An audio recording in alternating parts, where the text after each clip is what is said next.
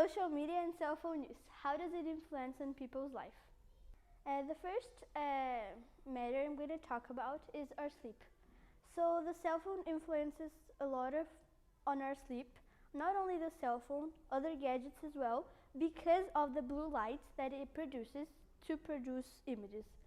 So scientists, doctors, and psychologists and others suggest us to use the devices at least 1 hour before going to bed, so it doesn't affect our sleep, so we can sleep better. And if you test this 1 week at least in your house, you will see it makes a big difference. This is another thing I want to talk about, is the social interaction. Well, you stay a lot of time with your family and friends. Well, at least you think so. Usually you spend more time in your gadgets looking at the screen, and when you realize it's time to go to bed, and you need to start thinking more about the time you spend on your cell phone. That's why an app I want to suggest to you is the screen time. And this screen time, when you look at it at first, it doesn't seem more than a graph that tells you how much time you spend on your cell phone. But it isn't just that. It has stopped many addictions. It has helped many people because when you program it, it stops you from using some apps.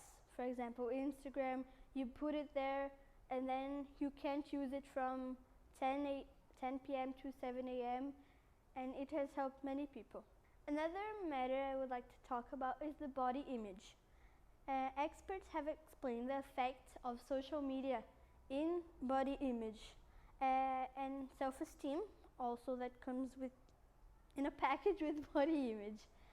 So apps created a world that's basically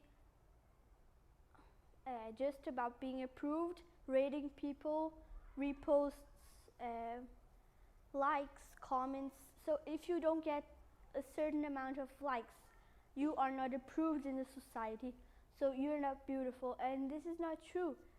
This research of scientists and doctors has discovered that the effects of internet and social media on body image most affect adolescent girls and girls in general, but mostly adolescent, because if they're not beautiful, they have to be beautiful, so they do all types of stuff to be beautiful. So this is not true. You don't need to be like others to be beautiful.